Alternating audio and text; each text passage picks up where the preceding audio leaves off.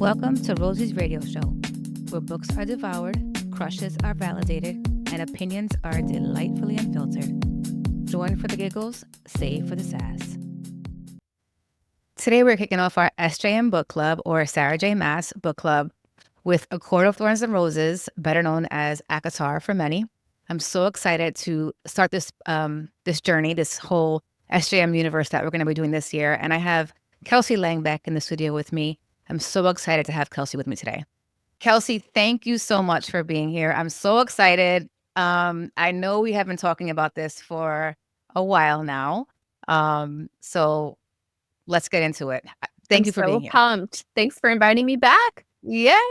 You're like, so we just chat. I mean, we don't know how to stop. No. Even like a couple weeks ago when we were doing like a practice session, we ended up talking for like almost an hour because we just can't help it. We just can't help it. We vibe. I know, we vibe. And I know we're so excited to be doing this ACOTAR. For me, it's a reread. Actually, for both of us, it's a reread. We both read it. And possibly doing the whole SJM Universe the whole year. So we've talked about that after this, tackling either Crescent City or TOG. We haven't figured that out yet, but we will. We will figure it out. Yeah. So let's get into it. Let's start with what you're currently reading. What do you got? What do you got going on? Okay, I have made some progress since we spoke last week about my physical read, which is Una Out of Order. Have you heard of that? I think I heard from you. I think you mentioned it. I made a decent got through a decent chunk last night, which is great. Una Out of Order it falls under the magical realism genre, which I'm more into now ever since we read June Farrow. I know. Wait, little plug. If you guys have not read The Unmaking of June Farrow, you need to read that. Just go ahead. Don't even just trust us. Just trust us. But anyway, sorry. It's great. It's great. Yes. It's great. So Una Out of Order is, I'm honestly maybe about a third of the way through, so it's not super far yet, but the basic gist of the story is it's about a woman named Una who her birthday's on New Year's Eve. So the book starts out, it's New Year's Eve, 1982, like counting down to 1983.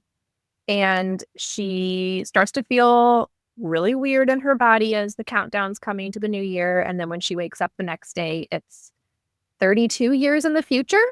Oh. So she's in her own body, but she's 51 as opposed to she was 18 at the start of the book. Mm-hmm. And she finds a letter from herself, and it's like all kinds of like craziness. But she figures out basically that she's going to be living the rest of her life, as far as I gather so far, living a different age every year. So she'll be in her body, it's her life, but it's a different age every year. So as far as I got, she went from 18 to 51, and now she's at 27. Oh my goodness. Very intriguing. Yeah. So, Una Out of Order. Una Out of Order. And who's the author again? It's Margarita Montemor. Okay. I've not read anything by her, but my school book club is reading it. So I need to finish by the 29th. Finish it and report back. That's my physical read. And then on audio, I am on, this is what's crazy, Sabrina. Last week, we recorded 1 week ago, and I was on book 3 of this series, and I'm now on book 5. So I've made a lot. I believe it. I'm telling you, audiobooks, I cruise through. So it's the 5th book in the Vancouver Agitator series called So This Is War. And it's pretty good. And how many are there of that series? There's 5 in the series. So this is the last one. It's been a really fun series, and I was talking to the Spicy Nook on Bookstagram, Ada. And she was like, Ada's like, I've read all these, and I freaked out. I'm like, oh my gosh, I have someone to talk to now, because I know people who've read like the first book and then they stopped, and I'm like, oh my goodness, no, I need someone. So she's my person, Ada. Yeah, she's fantastic. And let's do a little plug for her real quick. You know, she's got her debut novel coming out. She like super spicy. And she and I have been friends for a while now. Since like, I don't know, last spring or summer, we started chatting. And I remember when she started this book, and I'm so happy. I'm so excited that it's finally coming out. I think February 22nd. So definitely we'll talk about that more. And I think she's coming on the show too at some point in March or That's something like that. But exciting. at the Spicy Nook, if you guys want to know who she is, she has a really spicy novel coming out, and we are so excited to be reading it. Oh wait, I'm on her art team. Did you know that? You are, right? Said I missed the cutoff, but I did message her and I said, don't worry, I have February 22nd marked on my calendar and I will buy your book. This week was nuts, but so excited to read it as well. No, it's gonna be great. I'm so excited. I told her back 6 months ago. I was like, I don't know, what you're planning, but you need to put me on the art team. Whether I miss it or you need to go ahead and just count me in. Just count me in. So she was like, don't worry, I got you. Don't worry. But anyway, so anything else you're reading, or that was it? Was that it? Nope, just those two now. What about you?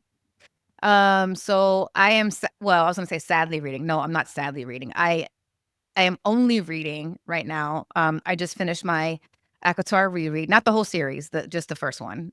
And I actually moved on. So I was going to do something else afterwards because I know we have the recording for ACO Math coming up soon.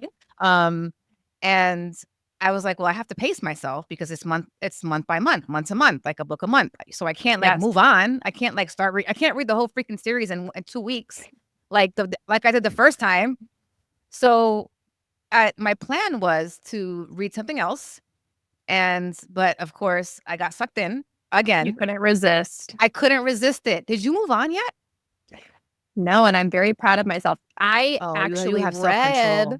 I did my reread for book 1, honestly, a few weeks ago, and I remember. And I was I cruised through it, so I said, okay, I'm gonna wait till closer to our recording date for ACO Math before I dive in, so it can be a little more fresh. Yeah, I couldn't. Understand. I read the way book 1 ends. I know. And then I was just like, oh my gosh. Even though I already know what happens, I've already read it. But I know. I just couldn't resist. So I just finished Aftermath an hour ago. What's wrong with me? Good for you. You're ahead. I gotta stop though. I gotta stop. I can't keep going. Give yourself a breather because book 3 is gonna give myself a breather. One. I'm gonna give myself a breather. And I'm gonna read Verity by Colleen Hoover. So I actually, Maria from a couple weeks ago, that was on her list of her favorite books of 2024. Actually, no. I don't know. Was it on her list? No, actually, I think that's how she got back into reading. Was Colleen Hoover? Maybe after she had her daughter. I forget what it was. She had a hiatus, like all of us did. Yeah. And I think she said Verity got back into reading with Verity. So, and I've read a lot about that book. So, or I've heard a lot about that book. So you either got back to reading because of Sarah J. Maas or Colleen Hoover. That's what Colleen Hoover. Okay, Sabrina, I will actually be curious because I've not read anything yet by Colleen Hoover. I want to know what you think because, our dear friend Casey, she is not a Colleen Hoover fan. And her reason is because she feels that a lot of her books should require some content warnings and they don't have them. Wow. So maybe I'll just let you know that going in. But I have. She did tell me though, if I'm gonna read one to start, it should be Verity. So right. Okay. All right. Well, I'm gonna do that. We'll see. I was gonna read the one with the movie that came out with Blake Lively. With Us. What is it? It Ends With Us. It Ends With Us. So I was gonna start with that one. And because I haven't read anything by Colleen Hoover. So I was gonna start with that one, but then I forgot who told me. Was it you? It might have been you. I don't remember who it was actually that told me don't start with that one. I don't remember. It wasn't me. So I didn't. I didn't read it. I didn't do it. So, but anyway, I'm gonna follow Maria, and she loved Verity. So I'm gonna read that. Yeah, now. That's my next book. To report because back. I gotta take a break from ACOTAR, or else I'm gonna be done. And we're gonna have nothing to talk about. I'm not gonna be fresh. Okay. And of course, we know we have Onyx Storm coming out and Onyx Storm. Oh my gosh, the nerves are settling. But all my rereads are done for that. I did Fourth Wing. I did Iron. So Fourth Wing. I did Iron Flame. Yeah. So now I'm ready. I'm ready to do my Onyx Storm, and I know we're doing that in book club too. So that's going to be exciting. But other than that, what else? Do you have anything coming up on your TBR that's fun, or no? Just So aside obviously from Onyx Storm, I don't know when it's coming, but I am on the ARC team for Erin Fitzgerald, and I don't know if I've ever talked to you about her. yes. So the first book in her new series, which is the Coulson Creek series, the first book is coming out. I believe it's February. I think it's February 4th, but she hasn't sent out her arcs yet. But I think they're supposed to be coming. I don't know. I'm hoping it may be later than the 4th. If not, then I'm going to be balls to the wall. Onyx Storm. Right. And her book it's called We All Fall Down. And this series is going to focus on 4 brothers and their sister. They have one sister, Ashley. She had a book in Erin's previous series, The Wolf Mountain Ranchers, that I read. So I'm like, okay, I read Ashley's story and I met her sort of ragtag group of brothers. Right. So I'm excited. That should be coming out soon. Okay. So those are like my next 2 books. And then after that, I don't know. We'll see. I might want like a mood read. We'll see where your TBR takes you. Yeah. We'll see it. TBR, lead the way. All right. Well, I guess we should get into our discussion. And I have, for those viewing, I'm holding up the beautiful A Court of Thorns and Roses book. Yes. With I believe, isn't the beast on the cover? I think that's supposed to be our High Lord that we'll be discussing, right? Isn't that supposed to be him? Is it? I don't know that. No, wait, I lied. Because I'm looking, there's the arrow. This is the wolf that gets killed at the beginning. Because there's the arrow. That's who it is. Andras is how Andras, something like that. Something like that. That could be it. Could be it. But anyway, that's it. You're so cute because you always have the book. You always like show the book. You're like, so. Oh yes. For those of you watching, here's the book. So do you read on your Kindle or do you read the actual books? I don't have a Kindle. I don't have a Kindle. What? You don't have a Kindle? I whispered that because I was scared of your reaction. I don't have a Kindle. I had a Kindle when I was younger, and it just was not my preferred way to read. I love a good physical book so I can smell it, hold it in my hands. I'm weird. It's not weird, but you really just do. About you, Kelsey. I feel like this whole thing has just been opened up. My eyes have been blind. Now I see. That's why my extensive home library is so obnoxious. I have a lot of physical book. It's either physical book or, like I said, I've been getting into the audio lately since I commute so much. And I have now, I don't know, because a lot of the ARC reads that you'll get from authors, I feel like I've gotten them through that book funnel app, which I'm sure you can get on like your iPad. There are books I've read on my phone, which is not preferable because it's so small. Right. But I don't. And the iPad I do have is like from 2010. I tried resurrecting it a few weeks ago, and that was slow as my husband has one from like 2010, and he did not. It doesn't work. It doesn't. It just stops updating after a while. Like it's like, no, Apple's like, no, get a new one. Now, and I have heard some of my friends who are Kindle lovers say it's so great for travel. Like you could just throw it in your purse or your bag. And I can see the appeal, but I would still be walking around with this baby. Walking around with your book. See, the only thing for me is that it is great for travel. It's great, but mostly for me, I can read comfortably in bed without a lamp. Like, so however I'm lying in bed, like I got my book and I can see. I don't have to worry about like trying to figure out, shining a light on me. Also, I'm blind. Really? So it's like sometimes the font is so tiny. I'm like, this is what happens when you get old. Sometimes it doesn't work. So maybe one of these days I'll try a Kindle, but for now I'm happy. I got you. I'm a creature of habit. What can I say? Listen. Do you, boo? Do you? All right. So let's get into this discussion. I don't even know like where to begin. I'm assuming this is a 5-star read for you. No, Infinity stars. Or is the first book not? Because for many it Well, is not. Well, that's hard to say. here's the thing. The first time I read this series was like 2 years ago, which was well before I was even on Bookstagram. So or Goodreads, I might add. Like I was new to Goodreads about a year ago. So I wasn't like rating books at the time. I did Right. my first reread of the ACOTAR series over the summer of 24, and then this was my second reread, which and when I posted on my Bookstagram grid about this reread, I didn't do a rating. I just kind of made a little post about it. So Yeah, yeah. I don't I don't know, because I love book 2 and I love book 5. So those would be infinity Yes, stars for me for agreed. For sure. me, book 2 and 5 are I it. don't know how to rate this one. I think Yeah. I probably wouldn't say 5, maybe 4, because even the first time I read it, it did kind of take me a few chapters to like Mhm. vibe with it. But then once I Yep. was in, I was in. So Right, I don't know right. how you would rate it.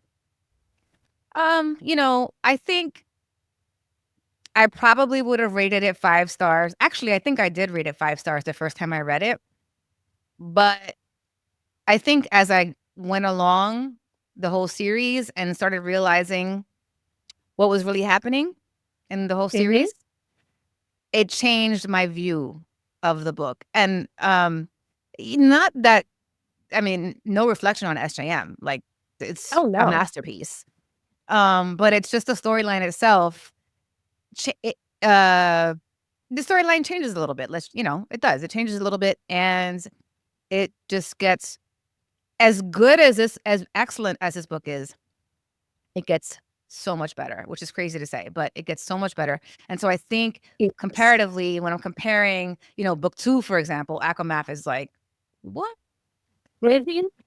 Off the hook. So when I compare that to book 1, they're not the same. Like book 2 is, you know, And I would like infinity stars say for me. for me, because I know we kind of all have our own personal rating scales and how we rate books, but if I give a book 4 stars, that is far from hating that book. That's a love. Yes, that is still But love. 5 stars for me is just like can't. I said it on a past Why Not Wednesday live with Casey, where I said 5 star means I want to tell everyone in the world about it. But 4 star doesn't mean that I hate it. I still love it with it if it's a Right, 4 star. But 5 is right. like everyone in the It's the vicinity, shit. like get 5 is like, ready. it's the shit and you need to read it. That's Yeah, basically what you're saying. I basically. get it. I'm picking up what you're putting down. Um, so yeah, I love this book so much, but you know, and this is going to be we're gonna have some spoilers here. So if you have read this book, you're fine. If you have not read or finished this book and you don't want us to spoil it for you, then you should come back to this episode when you're done with the book, because we are going to be talking about what happens. We will not be talking about book 2 and beyond. So we won't give any spoilers about Mhm. the rest of the series, which is hard.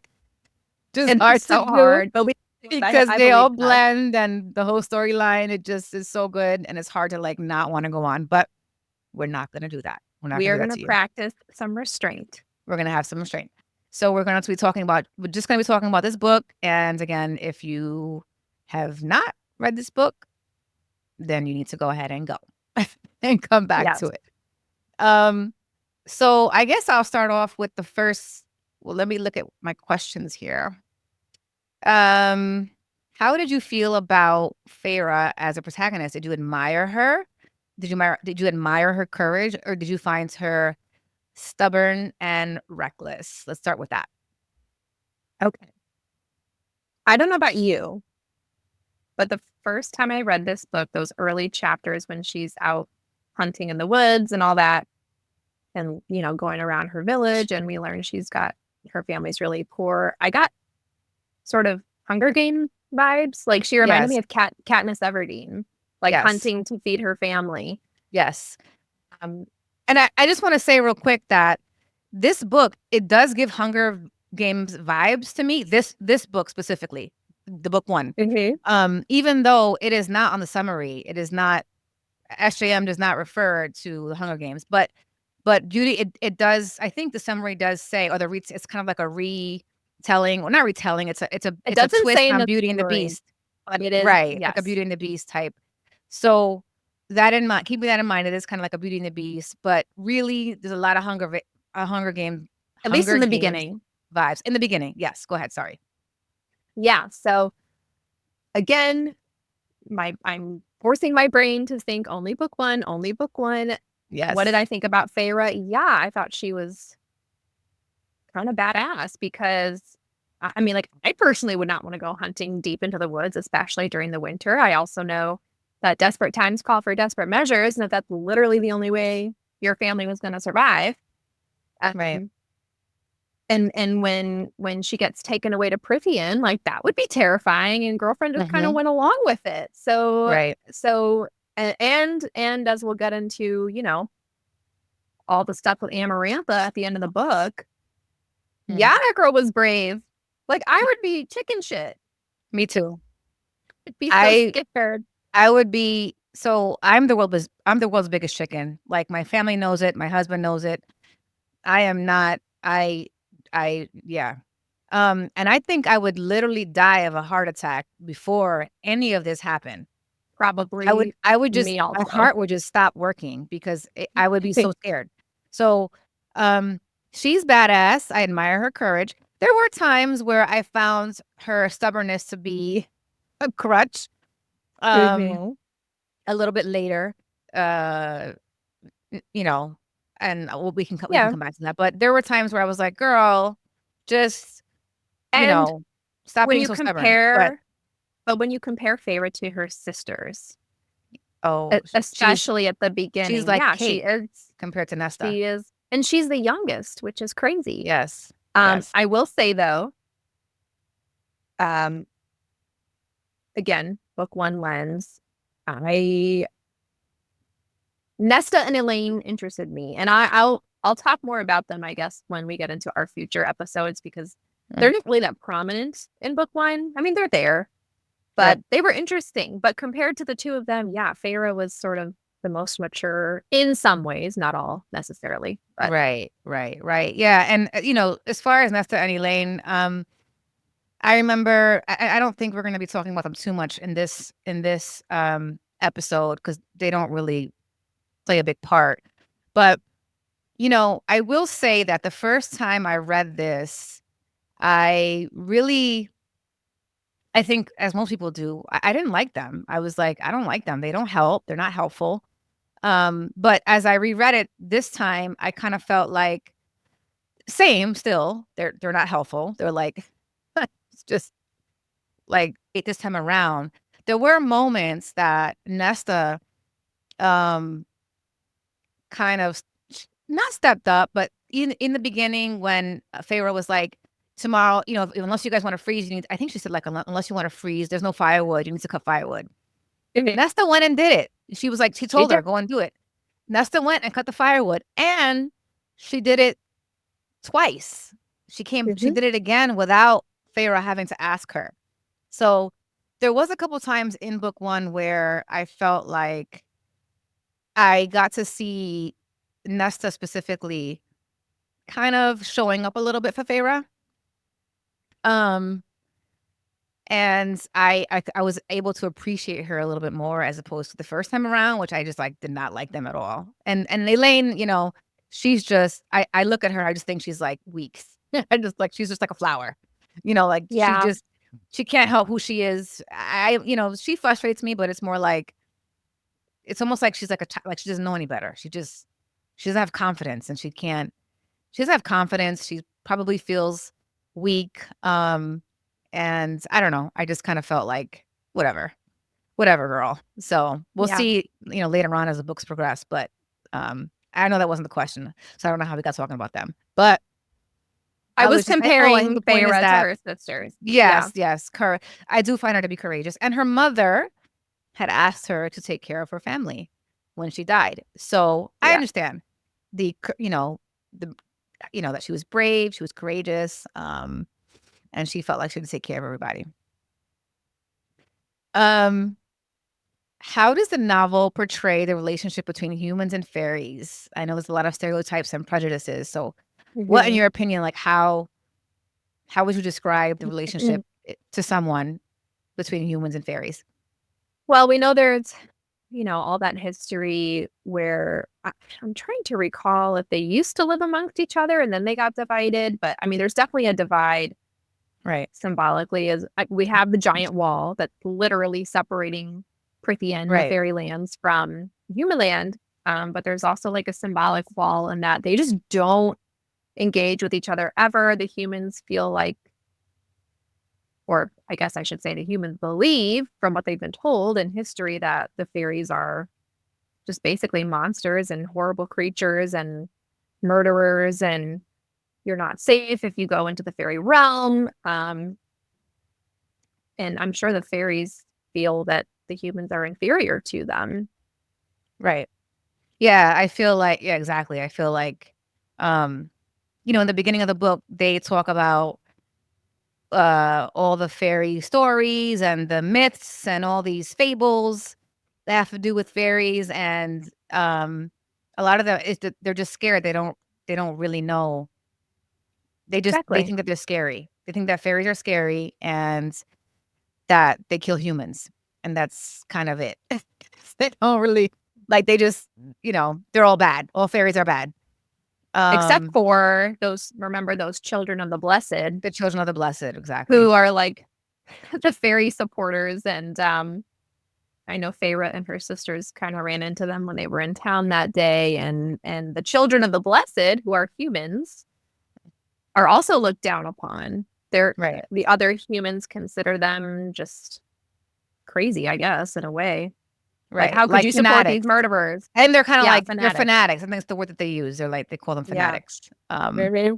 So Yeah. there's just a lot of prejudice. There's a lot of tension. There's a lot of fear on the human side. And I think, I guess even on the Fae side, we learn that they just think humans are weak,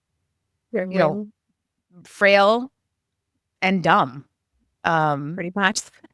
Oh gosh. Yeah, you're not wrong. That's what they think. So yeah, it's not really wrong. But I guess, yeah. Well, and you see without that you see that when Feyre does, because we know that. Well, should we talk about like the reason Feyre gets to Prithian? Because we see some of that discomfort when Feyre does get into Prithian. Yeah, I think so, because I think we're gonna get into Feyre and Tamlin and all that. Yeah. So Feyre, we mentioned she was out hunting because her family desperately needs food. She comes across a massive wolf. This guy, There you again, go, if you're on watching on the front of the book, on the book cover, this massive wolf that I think for a hot second she's like, is that a family? Probably. Well, think about how much food I'm gonna get, and she shoots the wolf with the arrow. He dies. I think she skins it. She does some stuff. She does. She skins it. Yep. Because whatever. Anyway, so she kills this wolf. Life goes on as normal. She's in town with her sisters. They're home one night, and then bam, this beast just busts in, who we know is Tamlin. In his beast form, he's all up in arms and takes her away to Prithian, which is, if we think of our Beauty and the Beast retelling, kind of what happens when Belle is taken by the beast. Well, right. I guess her father's taken by the beast, and then she goes to switch places with him. So again, it's not an exact retelling. There's some twists, but Feyre's in Prithian, terrified of Tamlin and his buddy Lucian. Yep. Because she won't even, she's hesitant to even eat the food they offer her. She's thinking they're going to poison she thinks her. It's like poisons. Yeah. She's like, she's very distrustful. She is. So there's definitely that divide, like we said, between the species. Right. So Tamlin comes in, because she has murdered his friend I don't know how to say it, Andras, whatever. Andras? The wolf, the massive wolf. or fae, but in a wolf's form. They're shapeshifters. And he came to sort of avenge his friend. So he takes Feyre to Prithian, and now she's in this castle, and she's in with these people, The and she's Spring afraid. Court. The Spring Court. Yep, he's the High Lord of the Spring Court. And so now we are exploring. We're getting into the relationship between her and mainly Tamlin. He's the Lord there. So you had a couple of questions that you wanted to tackle. We had a question that says, what did Feyre find appealing about Tamlin? That was it. That was it. Vice versa. Yep. What did he find appealing about her? And, you know, over the course of, I think she was there for about 3 months or something initially before she was sent back home, which we'll get into. But just, I feel like Lucian was, trying to help coach Tamlin on how to be like nice and civil to her. And over time, she, I guess, felt more comfortable around him. I think the fact that we haven't mentioned yet, the fact that the entire Spring Court was wearing those masks because they were under that curse. I think that also just adds a layer of mystery, right? Like she could tell Tamlin's probably really handsome. I can't see his face. He's got it. He opened up to her over time. So I think just kind of exposure over time, she became interested. And we obviously know Tamlin had to find love as part of this curse. And I don't know if you can still see me, but my light just went out. I can see you. Is it okay? Because my light literally just went out. Oh. Can you see me okay? I can see you. I mean, it's a little shadowy, but you're a little dark.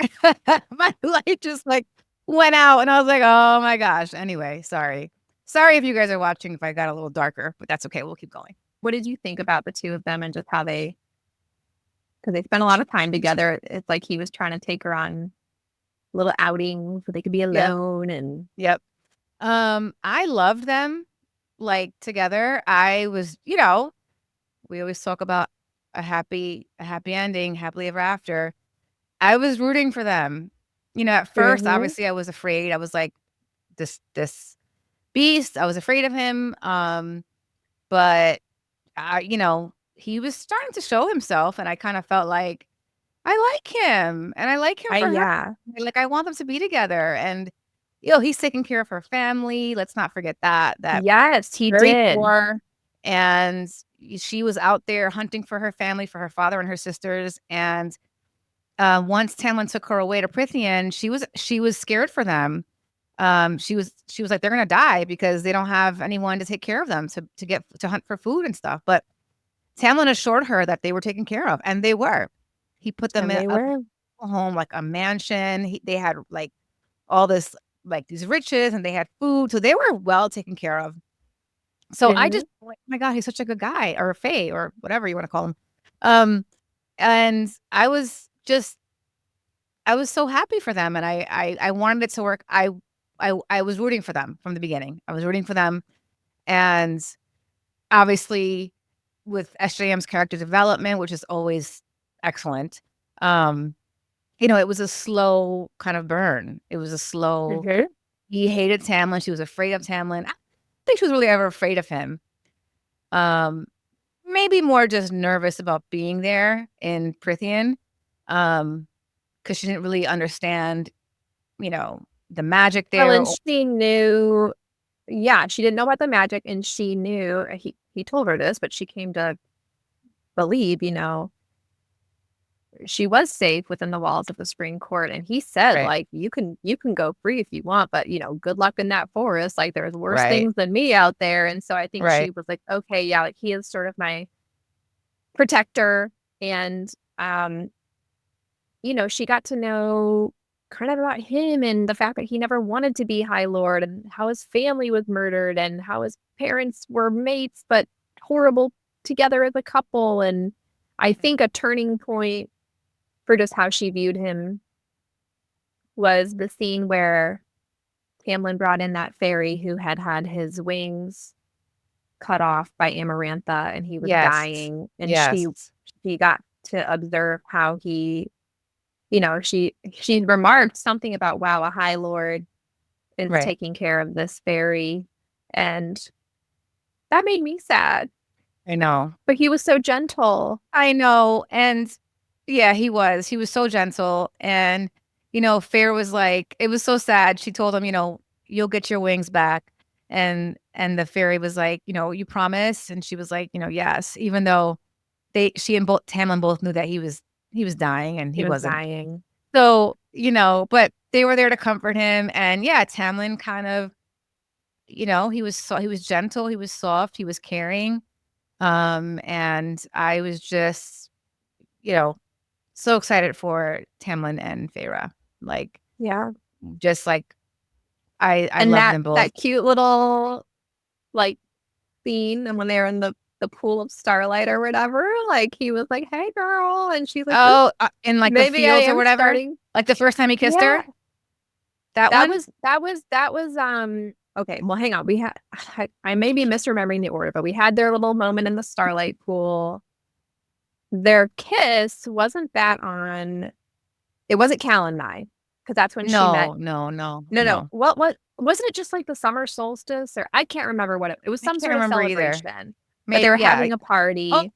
Yes. He was playing the violin. It was some. Not violin. Some fiddle. Fiddle. What was it? The violin. Well, I don't know. Some music. I am not a musician, if you cannot tell. Right. Some instrument like that. Yeah. Yes. And she was dancing, and they went off, and they had their sweet little kiss, and I was like, okay, I'm on board. Like, me too. I'm down for this. Me too. I love them. Then Callan Nye, aka Callan Fire Knight. Ooh, that's where we meet Rhysand. Why don't you talk a little bit about that? Yeah. So, basically they have in Prythian, there's this, tradition, this holiday, this whatever you want to call it, this festival, Callan Nye, which is Fire Night. And it's basically, at least this year anyway, Tamlin gets to choose a partner. Like, I think it's to like represent like the beginning of spring or something, like I forget what it's anyway. They're like regenerating their magic for the coming year. Whatever. They have this like rite, this ritual. And Tamlin tells Feyre, stay locked up in the castle, don't come out. It's not okay for you to be here. It's not okay for you to be at Callan Nye. There's gonna be a lot of fairies there, a lot of high fae, and I can't protect you. They don't know who you are. You're obviously human, you're weak, so don't come out. Also, but the other half of that was that Tamlin was going to have some sort of like sexual encounter with some other fairy. Yep. That was just part of the ritual to regenerate like the earth or the land or whatever. But obviously, she does not follow directions ever. Does not follow, right? She doesn't follow directions. Even Lucian was like, "Girl, stay your butt at home." He was like, "Don't come out, lock yourself." Because I think what he was saying, what they were alluding to, is that Tamlin kind of becomes this super horny beast. Yeah, like he's just like, he doesn't. It's kind of like animalistic, like, and he's not himself. And he's not himself. That's what Lucian said. He's not going to be the Tamlin tonight. Right. So like, you need to stay inside, stay in your room, lock the doors until the morning when everything is calm and everything's okay. But of course, she doesn't follow directions. So she goes to spy on this whole, see what's going on, see if she can find Tamlin. But she's, being very mysterious, very secretive, hiding through the woods and the forest. When these three fairies, or I don't know what they were fairies. Yeah, fairies. They were not good fairies. Like approached her in the woods, and they were basically going to harm her. They were going to harm her, kill her. We don't know, but they were just like a human, and it was very scary, and she was scared, and they were going to drag her into the woods when Rhysand shows up. Tall, dark, and handsome. Tall, dark, and handsome. And he says to her, hello, there Feyre. You are. I've been looking for you. There you are. I've been looking for you. Know her name. Sabrina. He doesn't know her name. That's right. He doesn't know her name. You're right. He doesn't know her name. He says, there What you does that are. say about I'm me that you. we know that line? I know. Uh, we know that line. I And love he it. saved her, and she And she thinks he's regards the most, and she him says, in her head, she says, I, the most like, handsome man I've ever he's seen, the or most whatever. Or handsome man I've I'm ever sorry, seen. male, whatever. He's Male, not a whatever. man. It's okay, because, Lucian, yeah, you can be you in could love when you still find find someone else attractive. attractive. Well, I was like, okay, well, she thinks he's beautiful. Like, he's the most handsome man. I was like, okay, she had this interaction. Moving on. Lucian sees her and is pissed, Right, and right. whatever. We know what happens next if you read the book. I think we got to get into like part 3 of the book, and then we can talk about that, our sacrifice, more about Yep. Rhys. And it gets to a point. It actually, Sabrina, this was it's good we were talking about Fire Knight, because I'm pretty sure that is the life carries on. And then Rhysand comes back that day. Yes. She's with Yes. Lucian and Tamlin. They're like having lunch or Having a whatever, right. and You're eating at the table. they're eating at the table. He comes in, so they hide her because Tamlin can glamour. Um, and then after that encounter, because Feyre learns from Tamlin, hey, this Rhys guy, he's a bad guy. So He's bad news. Bad news. we're Yep. gonna let's have a sexy night together, and then I'm gonna send you home. Right. Right. I lived for that little union though. That was so sweet. And then I know. he told her he loved her, and she didn't say it back, and she just left. And I'm like, Girl. Yes. And this is where it goes back to the stubbornness, because she felt like she loved him. She wanted to say it, but she didn't. I understand her hesitation, but at the same time, I kind of feel like if someone tells me they love me and I feel that way too, I'm going to say it back. I always have. I don't hold on to it. So I'm kind of like, if you loved him after he told you he loved you, why are you holding on to that? And that's where I kind of was like, girl, stop. Like, stop being so damn stubborn. Because obviously they're under this curse and they need her. And Tamlin she has no idea that this spell, that there's a curse on them. And that in order for the curse to break, Tamlin needs a human to tell him that, long story short, he needs a human to say, I love you. I love you. And that's how the curse is going to be broken. And this horrible curse that is, fallen onto the whole of Prithian, can be lifted. Tamlin needs to meet a human woman, and she has to say, I love you. And so when he says that to her and she doesn't say it back, I was kind of like, oh. And then, of course, he sends her home. So they have this like sexy night together. They finally come together, and I was so happy. And then he sends her home because he's afraid that Amarantha, who is the villain here, is going to come looking for her and kill her, because Amarantha is the one who cursed him. And obviously she doesn't want that curse to be broken. And since we had that question about sacrifice, so that was a sacrifice Tamlin made. Yes. Because he was banking on her being the one and helping turn this curse around, and he willingly let her go because he cared more about her safety. Yes. So that was a huge thing for him. Huge sacrifice. And it was 3 days before the curse was up. It was 3 days. He had 3 days left. He had lived under this spell, under this curse for 50 years. He had 3 days to go. He found Feyre. He fell in love with her. He said, I love you. She loved him back. He had 3 days to go, and he let her go. He sent her back home because he was afraid that part of the reason. Now that I'm thinking about this, maybe at that moment, Sabrina, he didn't know if she loved him. Maybe, he was kind of waiting to see if she'd say it, and since she didn't, I don't know. I mean, he was going to send her back regardless, but you have 3 days left. You have lived with this curse for 50 years. You have 3 days left, and you're not going to wait it out? That's like, what?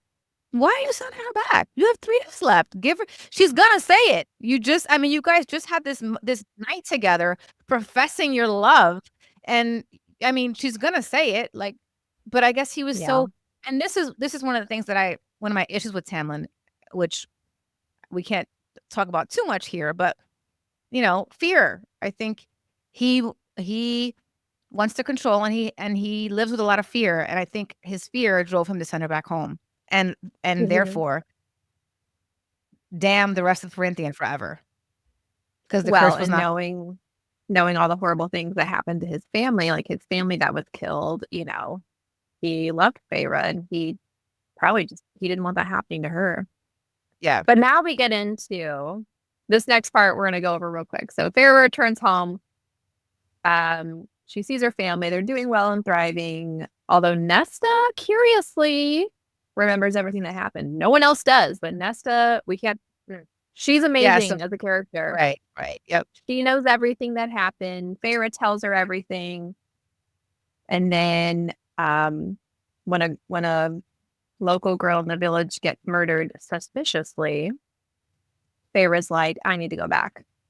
Right. And Nesta's like, yeah, you do. Yep. So, and just to mention, because I do want to talk about this later, that murder, that girl's name was Claire. That's Claire. So Claire was murdered in the village suspiciously, but Feyre knows why, and that drives her to go back to Prithian, because she realizes that Tamlin is in trouble. Right. That's the name that she told Rhysand. Right. She didn't give her real name. Right. She knew. So she goes back, finds the spring court in ruins. Everyone's gone except Alice, the maid who she kind of helped her from the beginning.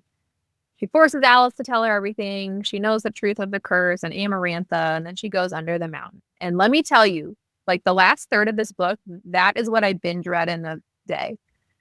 Yes. And I got more of that Hunger Games vibe again with all of them. Yeah, so under the mountain is where Amarantha, the villain in the story, lives. She has built her court there, and she has imprisoned all the High Fae, all the lords of Prithian are all enslaved there.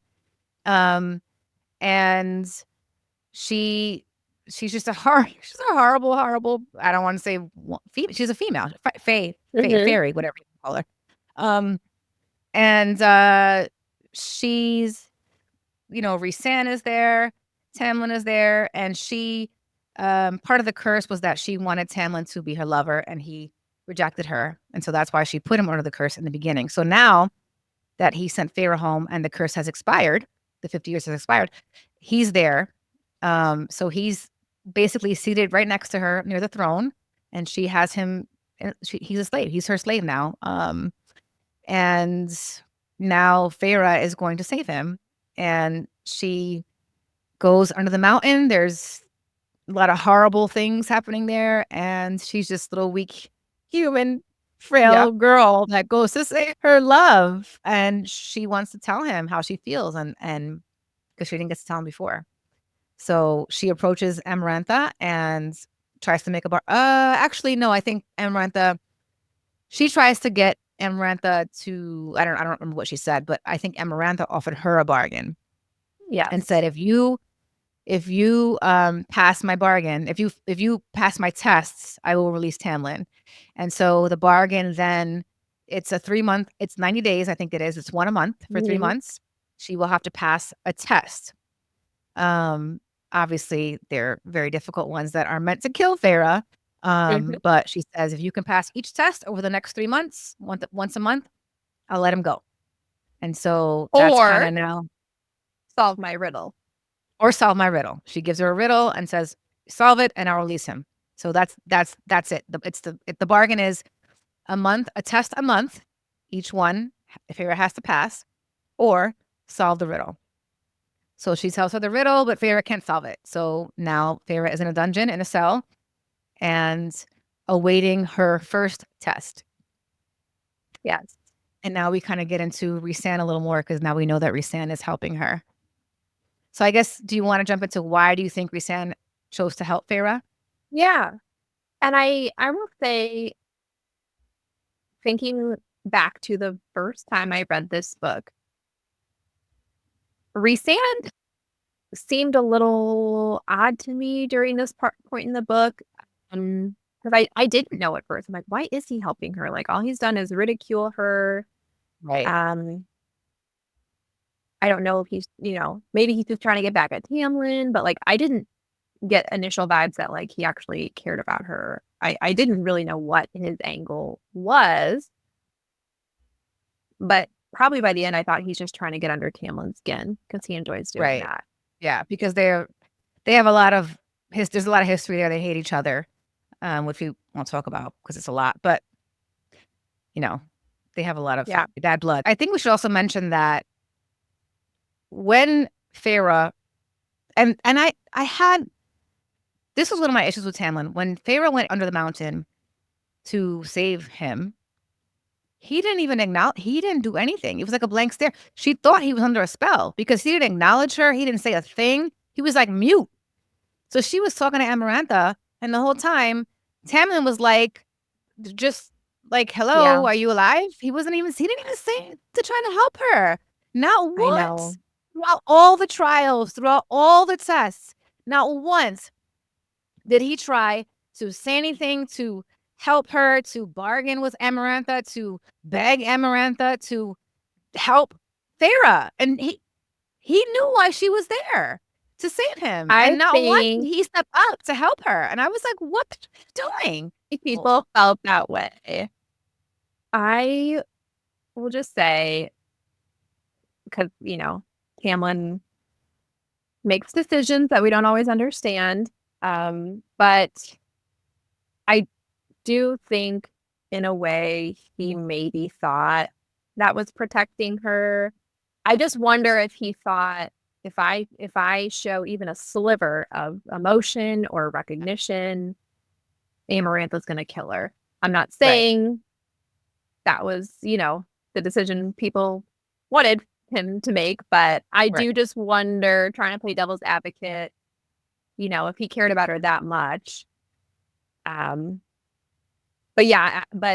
on rereads as well, I'm like, yeah, man, you're just kind of sitting there. And then when he did finally get to interact with her, the first thing he did was try to feel her up. It bothered a lot of people, so maybe I'm just crazy. Girl, same.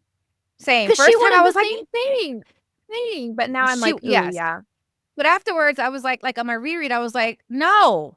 I was like, boy, stop. Like, you get one opportunity to interact with her, to speak with her, right?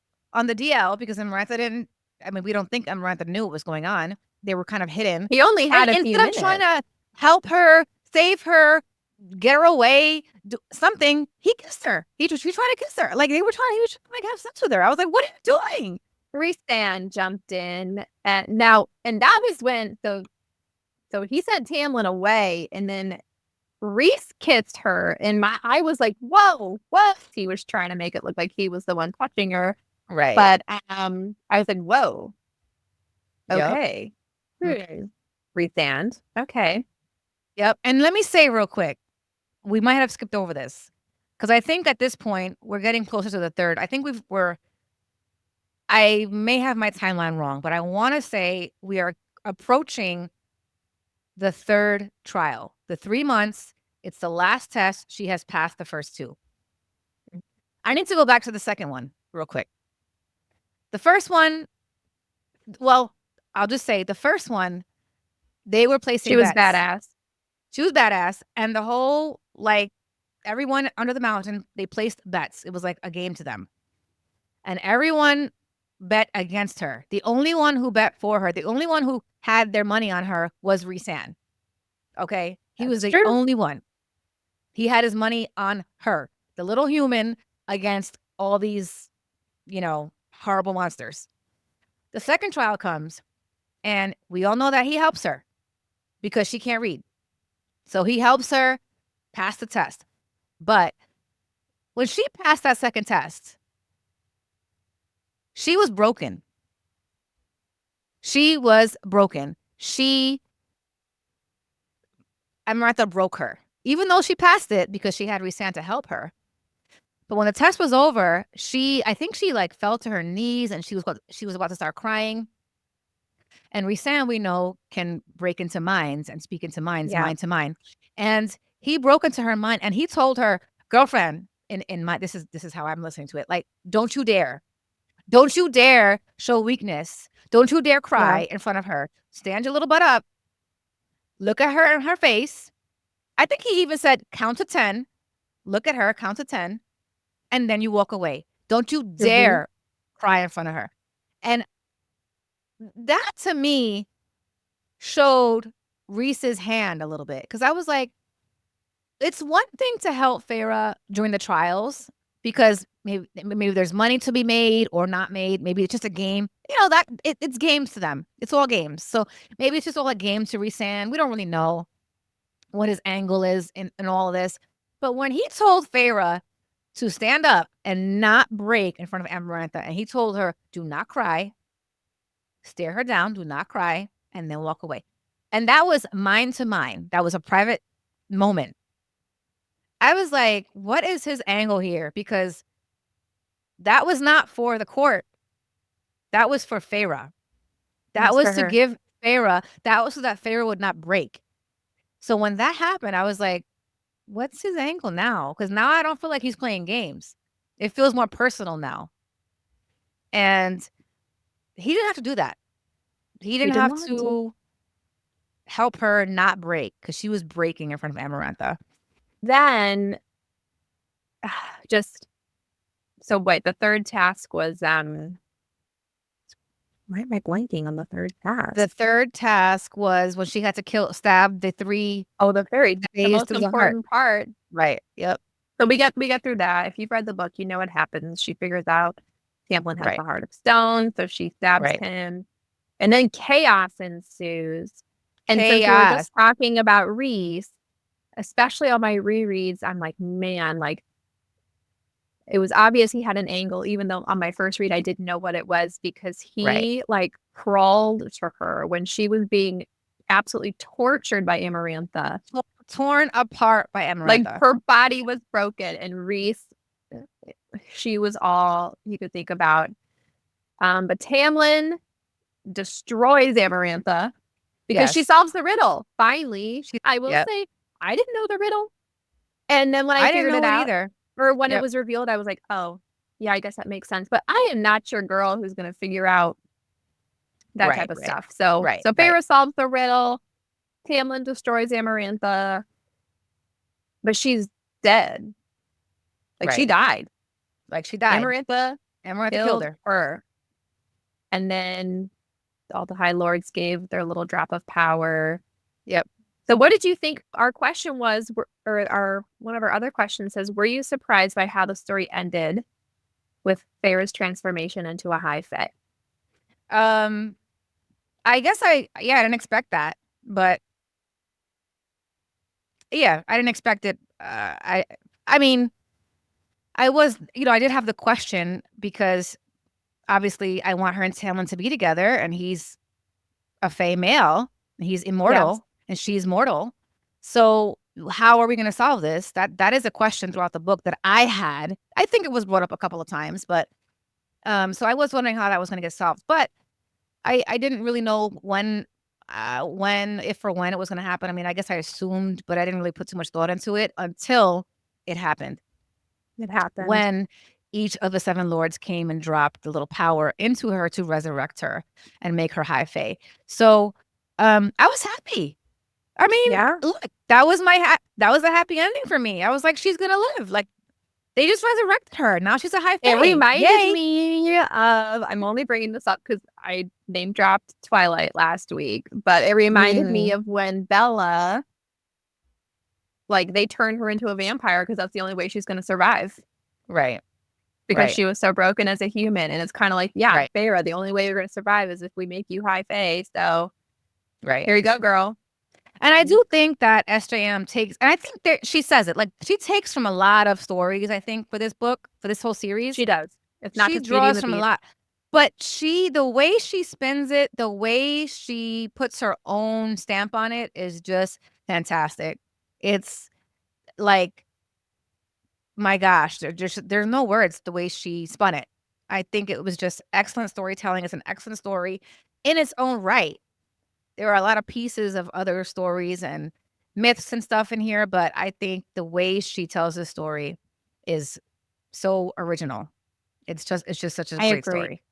It's such an adventure. So, what were your thoughts? Because now we're pretty much at the end of the book. She Yep. gets her happily ever after with Tamlin. We never mentioned the bargain that she made with Reese as far as visiting the night court. But again, if you're listening, you know about. We can't talk Right. about every piece, but if Yeah, you've read yeah. the book, so Right. she's with Tam, Which Reese is I will like, just say real quick, pissed me off. I was like, hell no. I don't want her to go with him for a week, a month. F that. yeah, But because at the anyway, time we're you're not like, gonna get into that right now. But you yes, won't get into it. I didn't like it. But Reese is like, I'll be seeing you, and then he takes off, and they have this like Right. weird encounter on the balcony, and then he's off. But then she goes back with Tam, and whatever. You're led to believe happily ever after. So at the very end of the book, last page, what were your thoughts, Sabrina? If you remember your first read, do you remember what you were thinking at that time? Aside from I need book 2 stat. Yeah, like I don't know how the people who read this. I think actually what I was thinking was the people who read this book when it released before book 2 was out. I don't know how they lived their lives because as soon as I read it, I went straight to book 2 and downloaded ACOMAP because I needed to know. Like I needed to know 5 minutes ago what's going to happen. But no, I was happy that obviously they were out from under the mountain. That Pharaoh was now that she was alive and that she was high fae, so she was immortal, and that she and Tamlin were going to be together. I was happy. That felt good to me. Overall, there was a moment obviously on the balcony that there was a little weird interaction happened between her and Rhysand. But I think again, when you're so happy that she's alive and that it's worked out and that the curse has been broken. And they're gonna be together. But this is why the story it builds from here. It just gets so as good as this book was, as good as the story was, it gets like even better. So even better. It's just I look forward to our duper. book 2 discussion. I really do. Me too, because I feel like after we get into book 2, after we talk about book 2, you kind of know what's happening. You have a better idea what's happening. Things are clearer. And we can kind of spill beans a little bit more next time. We'll talk next time. We'll talk next time. So anyway, well, thank you again, Kelsey, for joining me. It's always fun to talk to you. We always have a good time together. I love it so much. Oh yeah, and if you guys are if you guys want to watch, you can watch on YouTube also because we're recording this. Thank you again for being here. We're gonna meet again next month for A Court of Mist and Fury, ACOMAF book 2. I can't wait for that. You can find Kelsey at Plot Up in the Moment on Instagram. Thank you guys for being here. Take care.